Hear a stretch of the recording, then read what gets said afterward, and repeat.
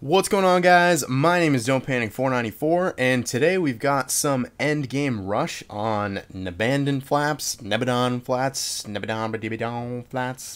No idea how to pronounce it. You guys know the map though.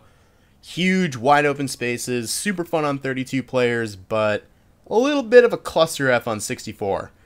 You know, not that there exists a map in BF4 that's not a cluster F on Rush with 64 players, but this one is particularly difficult.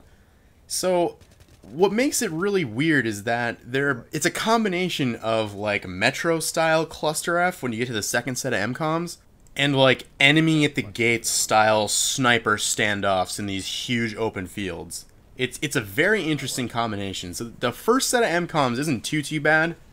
As you can see, the attacking team can kind of position their tank on that right flank, and the attackers can kind of rush it with dirt bikes, and they can just sprint down this lane here, kind of get coverage. That's why I go here first on defense, is that there's always a wave of 5-6 people that try to get this MCOM right off the bat, and it's usually pretty easy to hold them off. So this first set of MCOMs isn't too bad, like I said. Be objective, you know, with the coverage of the tank, especially in the dirt bikes, they're going to get it eventually. It's really hard to defend. You can really only just lurk in the boxes. Once the enemies are in that, you know, little network of crates, it's pretty difficult to defend that MCOM. AMCOM, on the other hand, is a little bit more difficult to take because you have to traverse a lot more open space to get into, you know, a spot where you actually have some cover. And there are buildings, and there is seemingly, you know, ample cover for both defenders and attackers to, you know, effectively cover the lanes, and, you know, attackers to effectively advance the lanes. The problem with this mode, and it's really only with Rush, is that you can't play this with 64 players. It just becomes really imbalanced. And it's tougher to tell in the first set. You'll notice when we get farther into the game just how crazy it becomes. With 32 players, yeah, you have less attackers, but you also have less defenders. So it's way easier to not even necessarily flank, but just to enter a lane and enter like a sub lane without getting just instantly killed by like 15 people. Truth be told, it's a very interesting phenomenon, and I'm not sure how widely understood it is within the community. So I don't think it's so much that a 64-player version of a specific map is slanted one way or another. You know, you'll have people that'll say, oh, okay, so this map on 64 players is really slanted towards defense. Then there'll be other people that'll say that same map on 64-player is slanted towards offense. I don't think that's the case.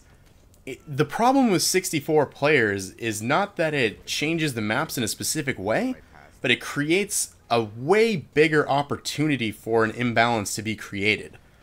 So, for example, if there are 5 or 6 really good players on one team on a 64-player map, it's much more difficult to shut them down than it is if those same 5 or 6 really good players are on a 32-player map.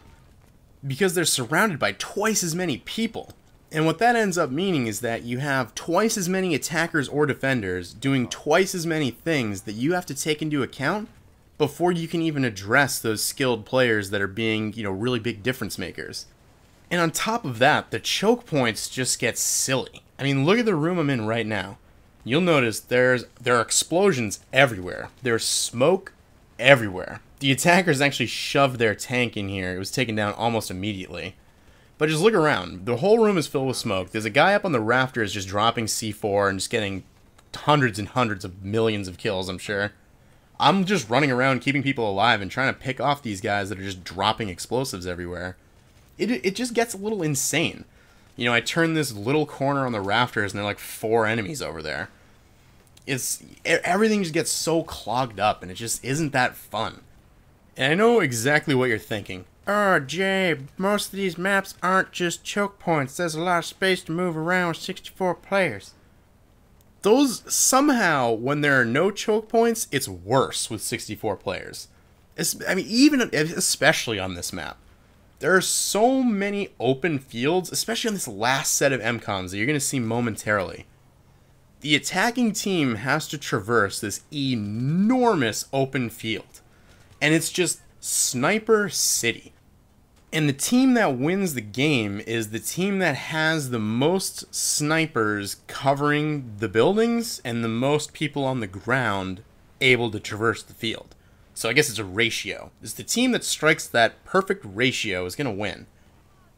And if you've ever tried rallying your team to support an objective, like, oh, hey guys, I just killed 4 of the snipers covering that left lane, let's go push up real quick.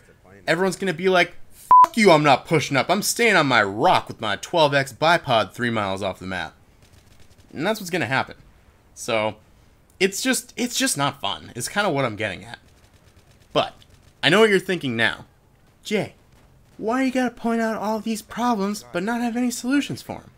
I do have a solution. When Battlefield 4 comes out, I'm assuming that not much is going to change. In the American region, there are going to be a ton of 64-player Rush servers and virtually no 32-player Rush servers. So, what I'm going to do is I am going to get a Battlefield 4 server as soon as I'm able to, and I'm going to run the best Rush maps that are out, and it's always going to be 32 players, thus ensuring the best possible Rush experience at any given time. So, everyone should look forward to that. I know I'm looking forward to that because, I mean, don't get me wrong, 64-player Rush can be fun. Like, I had fun recording all of these rounds. It's just not as fun as 32 players, which is how it was designed to be played. Now that we've brought up Battlefield 4, I have to say that I am getting very excited for the E3 multiplayer reveal for that game. It's just a few days away now. And I think, obviously it's going to be somewhat of a teaser, but I think it's going to answer a lot of questions we have about how the game is going to play.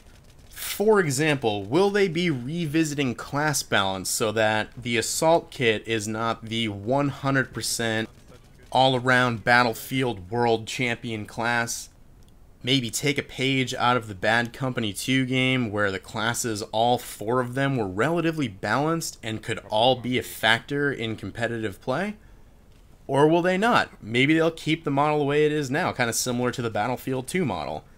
I don't know, but I'm pretty excited to find out. Either way, I do think it's going to be a really good game. The Frostbite 3 engine looks really good. I'm excited to see if they're going to rework the destructive capabilities of it, because if anyone has been, a frequent flyer of the Battlefield series, we all know that Frostbite 2 is a huge disappointment versus the Destruction 2.0 engine from Bad Company 2. You could level villages in Bad Company 2, and I mean, take here for example, this is, for Battlefield 3 standards, a pretty destructive scenario. Those hangar-style warehouses that I'm looking at right now are completely blown out, but they're still standing, which is a little bit disappointing. You should be able to kind of topple those buildings. So will Frostbite 3 have better capabilities for destruction? I don't know, but I'm pretty excited to find out. I'm also excited to see what the launch maps are going to look like for Battlefield 4. Because now that you've pretty much doubled the amount of game modes in Battlefield 3, there's a lot more opportunity for different style maps, and it's just a question of will they incorporate those at launch? Will they incorporate them in expansion packs? Will they incorporate them at all? We don't really know at this point. Granted, I don't think all of these questions are going to be answered at the multiplayer preview at E3, but they're answers that I'm really looking forward to getting. One of the things that I am most excited to see, whether or not they're going to incorporate into Battlefield 4, is the ability to get one-shot body shots with bolt-action rifles at any range at all. I'm leaning towards they probably will not, just because they experimented with it in Battlefield 3, and then they reverted to kind of the old system, which I think was a mistake. I really liked having that ability to get a one-shot body shot within like 15 meters. Obviously, the developers did not agree with me, but it's something that I'm really excited to see if they're going to do with 4, because aggressive recon is so fun to play. It's all I played in Bad Company 2. I just really want the opportunity to play it again. Definitely a lot of things to be excited about with Battlefield 4. Hopefully we'll get some answers shortly. Obviously, as soon as I find anything out, I will definitely talk about it in a video. As soon as I get access to beta, I will be posting as many videos as I can crank out, and we'll go from there. And I want to take this opportunity to thank you guys very much for watching the video. I really do appreciate you taking a few minutes out of your day and spending them with me. And hopefully I will see you guys next time. Take care, everybody.